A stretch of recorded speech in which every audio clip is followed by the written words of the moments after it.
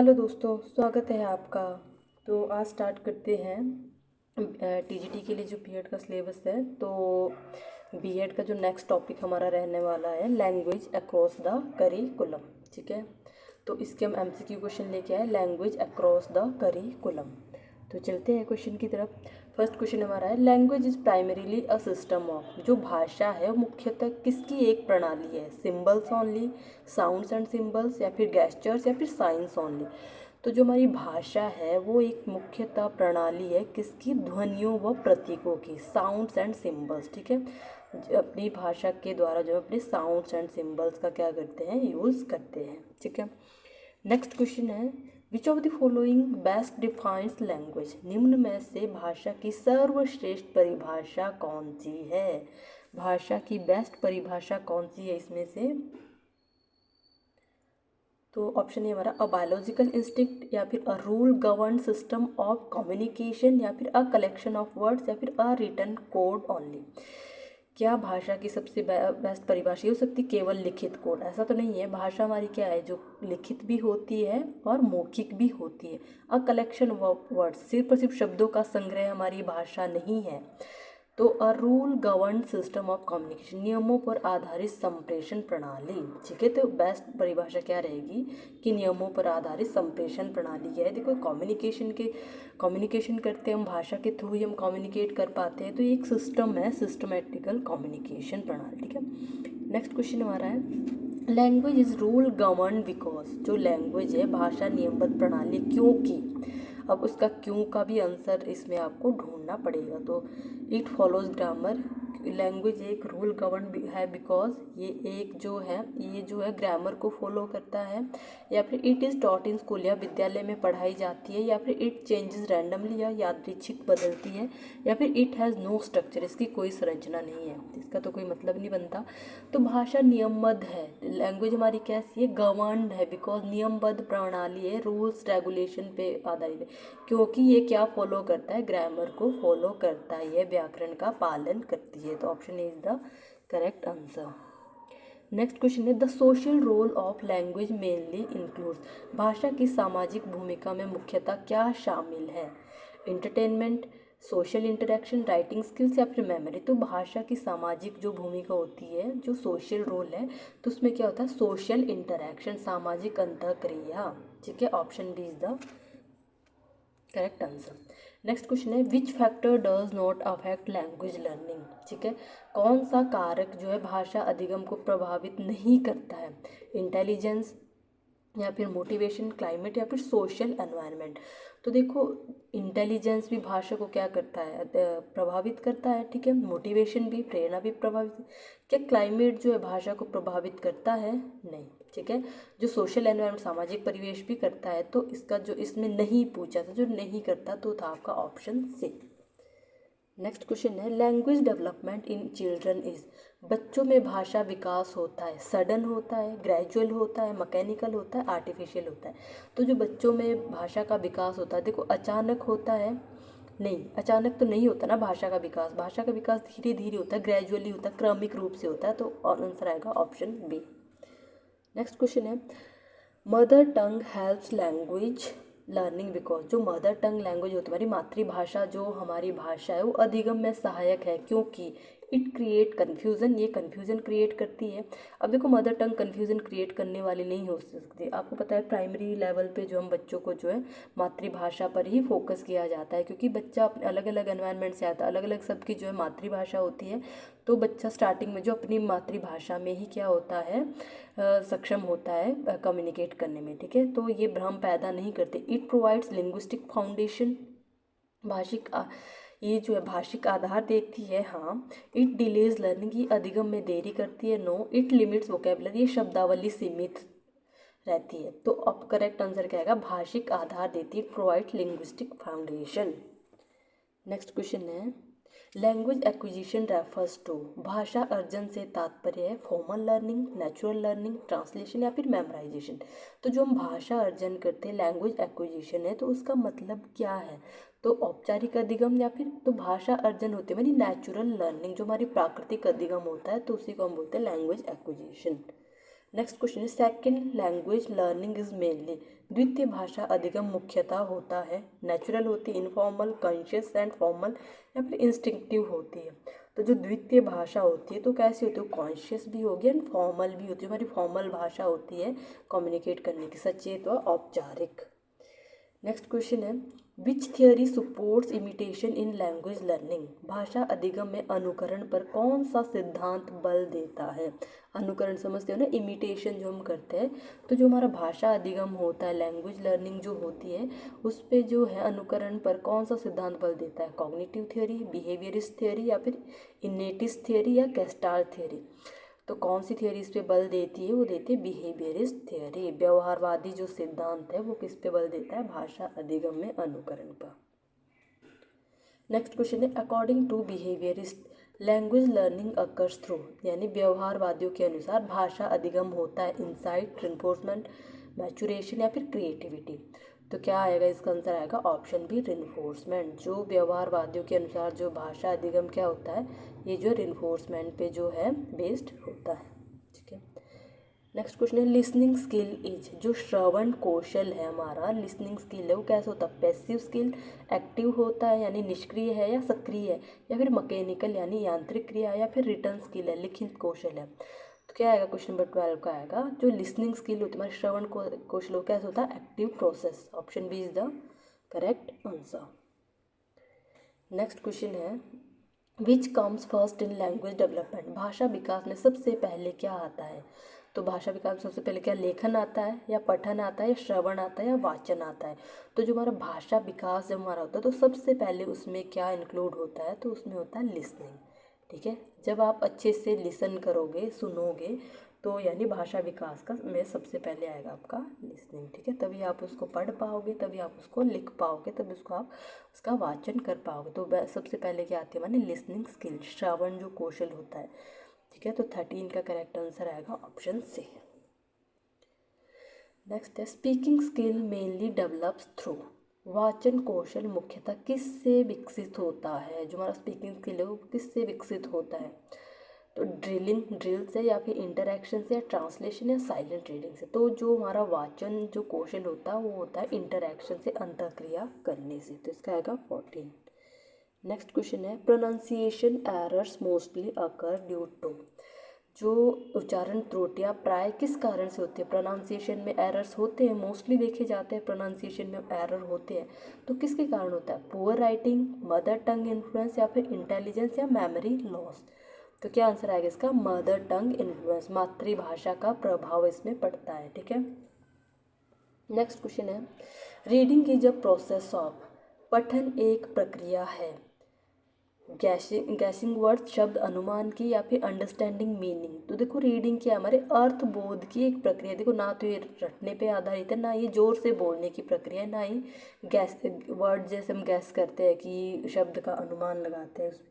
तो ये क्या है हमारा, ये होगा आपका अंडरस्टैंडिंग मीनिंग। ठीक है, अर्थ बोध की। 16 का क्या आएगा, ऑप्शन बी। नेक्स्ट क्वेश्चन है साइलेंट रीडिंग हेल्प्स इन, जो मौन पठन है वो किस में सहायक है, pronunciation, speed and comprehension, handwriting या फिर स्पीकिंग फ्लुएंसी। तो 17 का क्या आएगा, option B, speed and comprehension, गति व बोध। ठीक है, जो साइलेंट रीडिंग किस पे हेल्प करती है, हमारी गति और कॉम्प्रीहेंशन पे जो है सहायक होती है। नेक्स्ट क्वेश्चन है writing skill is related to, जो लेखन कौशल है किससे संबंधित है, एक्सप्रेशन ऑफ थॉट्स या फिर जो मेमोरी ओनली, लिसनिंग या फिर स्पीकिंग ओनली। तो देखो ओनली जो हमारी लेखन कौशल होती है किस पे बेस्ड होती है, विचार अभिव्यक्ति पे बेस्ड होती है। एक्सप्रेशन ऑफ थॉट, जो हमारे थॉट यानी विचारों को हम कैसे अभिव्यक्त करते हैं, तो उस पर संबंधित होता है लेखन कौशल। नेक्स्ट क्वेश्चन है ग्रामर ट्रांसलेशन मेथड एम्फेसाइजेज, जो ग्रामर ट्रांसलेशन मेथड है वो किस पे एम्फेसाइज है, व्याकरण अनुवाद विधि बल देती है स्पीकिंग पे या फिर ट्रांसलेशन एंड रूल्स पे या फिर लिसनिंग प्रैक्टिस या फिर कम्युनिकेशन। तो ग्रामर ट्रांसलेशन मेथड जो है वो बल देता है किस पे, ट्रांसलेशन एंड रूल्स पे, अनुवाद व नियमों पर बल। नेक्स्ट क्वेश्चन है major drawback of grammar translation method is, यानी व्याकरण अनुवाद विधि की प्रमुख कमी क्या है, ड्रॉबैक पूछा है, कमी क्या है। ग्रामर जो होता है हमारा व्याकरण अनुवाद, तो उसमें प्रमुख कमी क्या है? एक्यूरेसी की कमी है या नेगलेक्ट ऑफ स्पीकिंग स्किल की कमी है या फिर जो वोकैबुलरी डेवलपमेंट शब्दावली विकास की कमी है या फिर ग्रामर नॉलेज की कमी है। देखो जो हमारा क्या बोलते हैं व्याकरण अनुवाद होता है ना, तो उसमें व्याकरण ज्ञान की कमी होती है ना उसमें जो शब्दावली की कमी, उसमें कमी होती है तो किस चीज़ की? नेगलेक्ट ऑफ स्पीकिंग स्किल, वाचन कौशल की उपेक्षा की गई है उसमें, ठीक है। नेक्स्ट क्वेश्चन है कम्युनिकेशन मेथड फोकस ऑन, जो संप्रेषण विधि है उसका मुख्य केंद्र क्या है? एक्यूरेसी, फ्लुएंसी, मेमोराइजेशन या फिर ट्रांसलेशन। तो करेक्ट आंसर क्या आएगा? फ्लुएंसी, ठीक है। संप्रेषण विधि का जो मुख्य केंद्र होता है फ्लुएंसी। नेक्स्ट क्वेश्चन है 22, language learning is best when, भाषा अधिगम सर्वोत्तम होता है जब। भाषा अधिगम सर्वोत्तम कब होगा? जब जो है लर्नर इज पैसिव, अगर शिक्षार्थी निष्क्रिय हो, नहीं, या फिर लर्निंग इज मीनिंगफुल, अधिगम कैसा होना चाहिए? अर्थपूर्ण होना चाहिए, ठीक है। रूल्स आर मेमोराइज, नियम रटे जाएं, नो।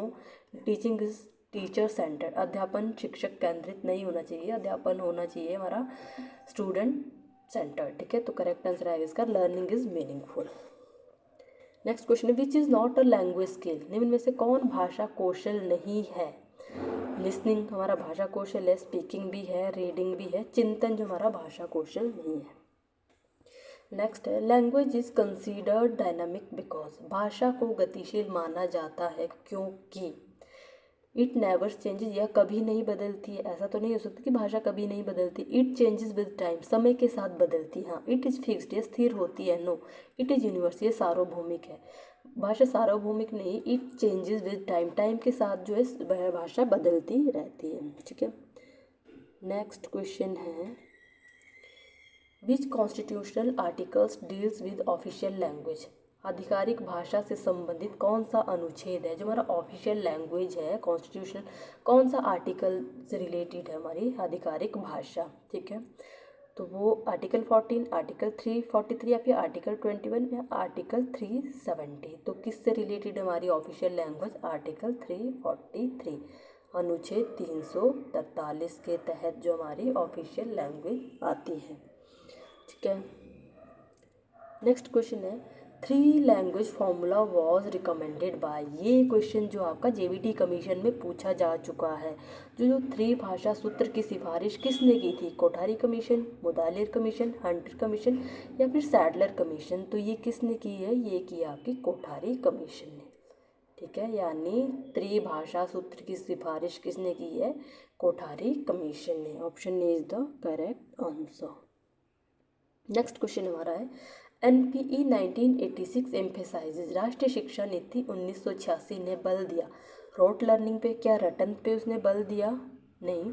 चाइल्ड सेंटर्ड एजुकेशन, बाल केंद्रित शिक्षा पे, या फिर एग्जाम ओरिएंटेड लर्निंग, सिर्फ पर सिर्फ परीक्षा उन्मुख अधिगम हो, या फिर ट्रांसलेशन मेथड, अनुवाद विधि पे। तो जो NP national policy on education हमारी 1986 है वो किस पे बल देती है? चाइल्ड सेंटर्ड एजुकेशन, बाल केंद्रित शिक्षा पर जो है बल देती है, ठीक है। नेक्स्ट क्वेश्चन की तरफ चलते हैं। Programme of action 1992 was related to, जो कार्य योजना हमारी प्रोग्राम ऑफ एक्शन 1992 संबंधित है। अब देखो जो POA ये किसका रिवाइज्ड वर्जन था? NPE 1986 का जो है, जो उसमें मॉडिफिकेशन की गई थी उसी का रिवाइज्ड वर्जन था ये, ठीक है।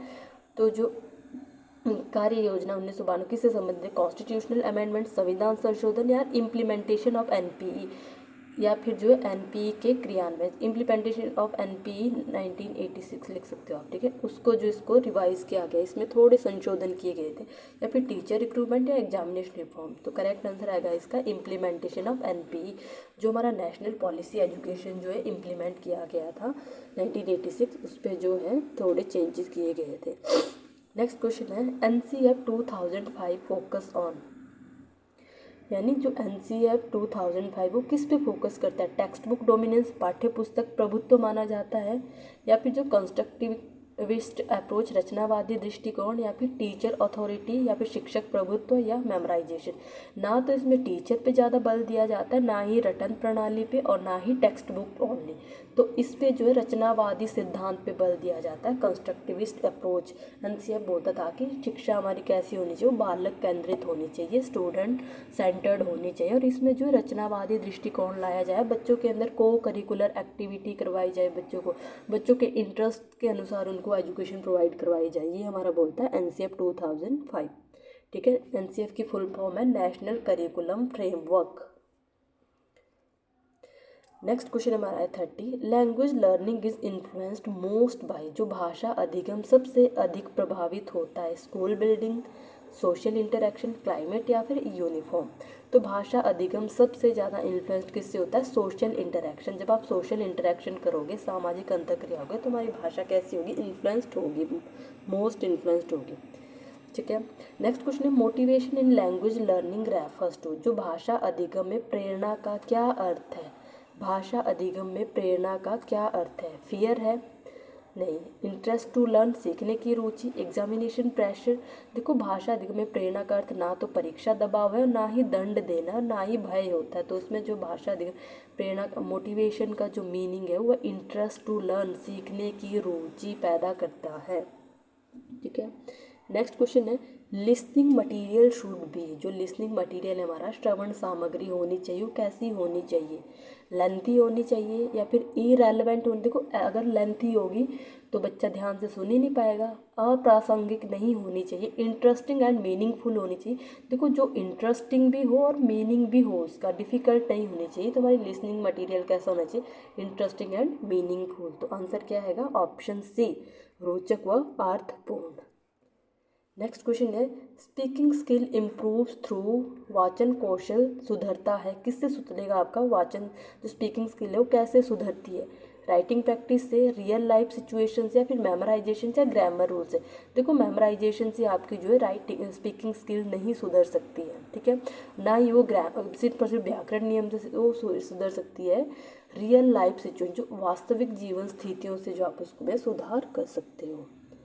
नेक्स्ट क्वेश्चन है reading allowed is useful mainly for, जोर से पठन मुख्यतः किस में उपयोगी होता है, गति में, प्रोनाउंसिएशन में, साइलेंट कॉम्प्रीहेंशन, मौन बोध या फिर राइटिंग में।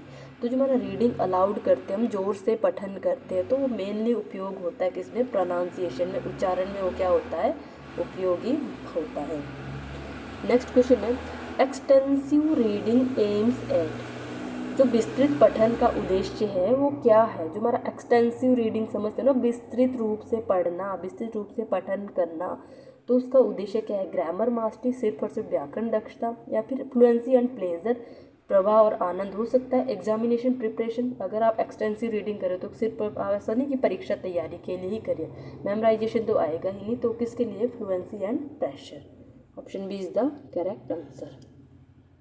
नेक्स्ट क्वेश्चन है writing skill develop best when, जो हमारी लेखन कौशल होता है वो सर्वोत्तम विकसित होता है जब, हमारा जो लिखित कौशल जो होता है वो सर्वोत्तम कब माना जाता है, जब हम नकल कराई जाए, या फिर जो है सृजनात्मक अभिव्यक्ति प्रोत्साहित हो, या फिर ओनली रूल्स आर, सिर्फ और सिर्फ नियम सिखाए जाएँ, या एरर्स आर पनिश, त्रुटियों पर दंड हो।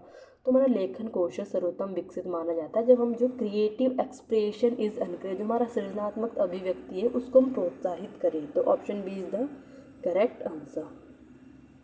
नेक्स्ट क्वेश्चन है कम्युनिकेशन बैरियर्स इंक्लूड, जो संप्रेषण अवरोधों में क्या शामिल है, कम्युनिकेशन बैरियर्स में जो हमारा बैरियर्स आते हैं यानी अवरोध आते हैं, रुकावट पैदा होती है, तो उसमें क्या शामिल होती है, क्लियर स्पीच, नॉइज, फीडबैक या फिर इंटरेस्ट। देखो अगर जो इंटरेस्ट, तो देखो कम्युनिकेशन में बैरियर नहीं हो सकता है, ठीक है ना, जो फीडबैक बैरियर हो सकता है, ना ही क्लियर स्पीच बैरियर हो सकता है। तो बैरियर क्या होगा उसमें, अवरोध क्या होगा, नॉइज़, नॉइज़ जो हमारे कम्युनिकेशन में एक रुकावट पैदा करता है। नेक्स्ट क्वेश्चन है teacher's role in language learning is, भाषा अधिगम में शिक्षक की भूमिका क्या है, तो डिक्टेटर, तानाशाह, अगर टीचर तानाशाह होगा तो क्या अच्छा माना जाएगा, फैसिलिटेटर, सहायक हो सकता है, कंट्रोलर, सिर्फ और सिर्फ कंट्रोल नहीं करता हो, ऑब्जर्वर सिर्फ और सिर्फ पर्यवेक्षक नहीं, वो एक फैसिलिटेटर के रूप में कार्य करता है। ये क्वेश्चन बहुत ही अच्छा है, पूछा जाता है कि टीचर का रोल जो है भाषा अधिगम में क्या रहता है, एक सहायक के रूप में रहता है, फैसिलिटेटर का वो काम करता है।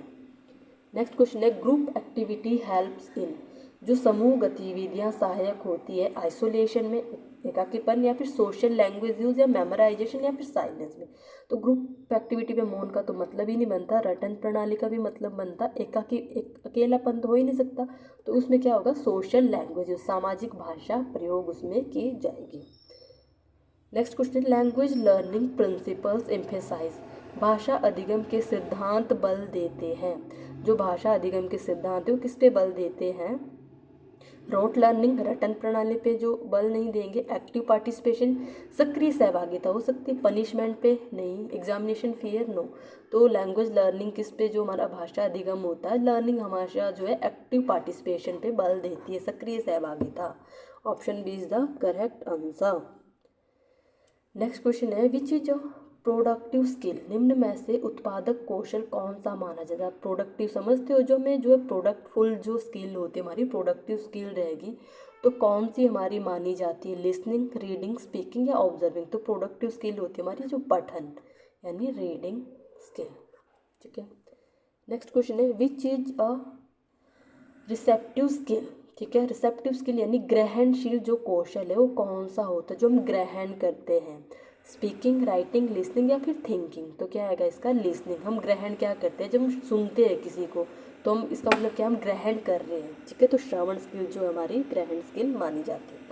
नेक्स्ट है, language learning becomes effective when, भाषा अधिगम प्रभावी होता है कब, जब लर्नर इज अनएक्शियस, शिक्षार्थी चिंतित हो, तब तो हमारा प्रभावी नहीं हो सकता, जब शिक्षार्थी ही चिंतित रहेगा, या एनवायरनमेंट इज सपोर्टिव, वातावरण सहायक हो, टीचिंग इज रिजिड, शिक्षण कठोर नहीं होना चाहिए, शिक्षण हमारा फ्लेक्सिबल होना चाहिए, लचीलापन होना चाहिए उसमें, एरर्स आर क्रिटिसाइज, त्रुटियों की आलोचना की जाए, ऐसा भी नहीं हो सकता। तो करेक्ट आंसर आएगा हमारा ऑप्शन बी। एनवायरनमेंट कैसा होना चाहिए, सपोर्टिव होना चाहिए। अगर सपोर्टिव वातावरण उनको मिलता है तो लैंग्वेज लर्निंग कैसी होगी, इफेक्टिव होगी, प्रभावी होती है। नेक्स्ट क्वेश्चन है, child learns language best through, बालक भाषा सबसे अच्छा सीखता है ड्रिल से, इंटरेक्शन से, अनुवाद से, या रटन से। रटन से बच्चा नहीं सीख सकता है। ठीक है, बच्चा सीखता है इंटरेक्शन से, जब वो अंतः क्रिया करेगा, जब वो एक दूसरे के साथ इंटरेक्शन करेगा तो भाषा अच्छे से सीख सकता है, ड्रिल से नहीं सीख सकता। अनुवाद तो बेस्ट वो सीख सकता है किससे, इंटरेक्शन करने से। Option B is the correct answer. Next question है, mother tongue influence is god, मातृभाषा प्रभाव कहलाता है। यानी अगर मदर टंग इन्फ्लुएंस मानी जा रही है तो उसका मतलब क्या है, इन्फोर्समेंट, ट्रांसफर, मैचुरेशन, या फिर कंडीशनिंग। तो उसका मतलब होगा मातृभाषा प्रभाव अगर हो रहा है तो इसका मतलब ट्रांसफर हो रही है, स्थानांतरण हो रहा है भाषा का। तो option B is the correct answer. Next question है 46, कंस्ट्रक्टिविस्ट अप्रोच एम्फेसाइजेज, रचनावादी दृष्टिकोण बल देता है, किस पे बल देता है, जो रचनावादी दृष्टिकोण है इसमें जो कंस्ट्रक्टिविस्ट कर रहे हो, कंस्ट्रक्टिविज्म हो रहा है, खुद आप डेवलप कर रहे हो चीज़ों को, तो किस पे बल देता है, टीचर टॉक पे, सिर्फ शिक्षण भाषण पे, या फिर लर्नर एक्सपीरियंस, शिक्षार्थी के अनुभव पे, ठीक है, या फिर टेक्स्ट बुक ऑन, केवल पाठ्य पुस्तक पे। देखो रचनावादी सिर्फ और सिर्फ पाठ्य पुस्तक से तो नहीं हो सकते और मेमोराइजेशन तो हो ही नहीं सकता। तो क्या आएगा, लर्नर्स एक्सपीरियंस, शिक्षार्थी के अनुभव। नेक्स्ट क्वेश्चन हमारा है, language is related to culture. ठीक है, यानी भाषा संस्कृति से संबंधित है, क्योंकि लैंग्वेज हमारी कल्चर से संबंधित होती है। क्यों, इट रिफ्लेक्ट सोशल वैल्यूज़, ये सामाजिक मूल्य को दर्शाती है। यस, इट इज़ बायोलॉजिकल, भाषा क्या ये जैविक होती है, no. It is universal, no. It is fixed, no. तो भाषा कैसी होती है, सामाजिक मूल्यों को दर्शाती, रिफ्लेक्ट सोशल वैल्यूज़। तो option A is the correct answer. चलते हैं नेक्स्ट क्वेश्चन की तरफ। नेक्स्ट क्वेश्चन हमारा क्या बोलता है, टीचिंग लैंग्वेज स्किल्स शुड भी, भाषा कौशलों का शिक्षण होना चाहिए। कैसा होना चाहिए भाषा शिक्षण का कौशल, सेपरेट, इंटीग्रेटेड, मैकेनिकल, या फिर एग्जाम ओरिएंटेड। तो भाषा कौशल का शिक्षण होना चाहिए कैसा, इंटीग्रेटेड, एकीकृत होना चाहिए, ना तो सेपरेट हो, ना यांत्रिक हो, ना ही परीक्षा उन्मुख हो। कैसा हो, इंटीग्रेटेड यानी एकीकृत। सेकेंड लास्ट क्वेश्चन हमारा है, इफेक्टिव लिसनिंग रिक्वायर्स, प्रभावी श्रवण के लिए आवश्यक है अब प्रभावी श्रवण, जब आपका जो सुनना प्रभावी होता है तो उसके लिए आवश्यक क्या रहना चाहिए? Passive attitude. अगर आप पैसिव एटीट्यूड रख रहे हो, निष्क्रिय दृष्टिकोण रख रहे हो, तो आप नहीं अच्छे से प्रभावी श्रवण नहीं हो सकता। अटेंशन एंड इंटरेस्ट, अगर आप ध्यान से सुन रहे हो, रुचि लगा के सुन रहे हो तो हो सकता है। मेमोराइजेशन नहीं होगा। राइटिंग साइमल्टेनियसली, साथ साथ लिखना, अगर साथ साथ लिख रहे हो तो आप प्रभावी तरीके से नहीं सुन पा सकते। तो इसका करेक्ट आंसर आएगा अटेंशन, यानी ध्यान से सुनना और इंटरेस्ट के साथ सुनना। ठीक है। अब लास्ट क्वेश्चन हमारा है, main M of language teaching is, भाषा शिक्षण का मुख्य उद्देश्य क्या है? मोस्ट इंपॉर्टेंट क्वेश्चन है गाइस, यानी भाषा शिक्षण का मेन उद्देश्य क्या है? पासिंग एग्जाम, सिर्फ परीक्षा पास करना जो भाषा का उद्देश्य नहीं हो सकता। इफेक्टिव कम्युनिकेशन, प्रभावी संप्रेषण, या मेमोराइजिंग ग्रामर, व्याकरण को रटना, ये भी जो भाषा का मेन उद्देश्य नहीं है। या फिर ट्रांसलेशन स्किल, अनुवाद कौशल जो भाषा का मुख्य उद्देश्य है, नो। तो भाषा का मेन उद्देश्य क्या है? भाषा का उद्देश्य effective communication, option B is the correct answer. Effective communication यानी प्रभावी संप्रेषण। तो मेन एम लैंग्वेज का क्या रहेगा? प्रभावी संप्रेषण। तो गाइज हमने जो है लैंग्वेज अक्रॉस द करिकुलम के 50 क्वेश्चन अभी जो है सॉल्व किए हैं। ठीक है, इंपॉर्टेंट है एग्ज़ाम के पर्सपेक्टिव से, आपको जो जेवीटी कमीशन में भी काम आएंगे और टीजीटी, अपकमिंग टीजीटी एग्ज़ाम में भी काम आएंगे। तो चैनल को लाइक कीजिए, शेयर कीजिए, सब्सक्राइब कीजिए। आज के लिए बस इतना ही। थैंक यू गाइज, मिलते हैं नेक्स्ट वीडियो पे, मिलते हैं नेक्स्ट वीडियो। ठीक है, तो थैंक यू, बाय बाय।